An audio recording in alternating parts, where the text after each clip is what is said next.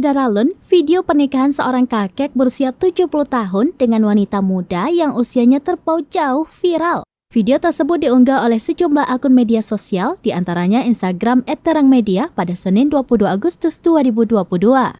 Dalam video itu, tampak warga mengarak sang kakek dan istrinya. Si kakek digendong oleh seorang warga, begitupun pengantin wanita. Keduanya lalu diturunkan oleh warga. Kemudian, pasangan pengantin ini berjoget bersama warga dengan iringan lagu pengantin baru. Keduanya juga tampak berfoto bersama dengan posisi si kakek memeluk istrinya dari belakang. Sedangkan warga terlihat sangat senang dan bahagia dengan pasangan ini.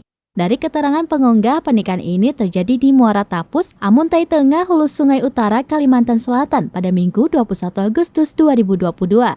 Video ini pun mendapat banyak komentar dari para netizen.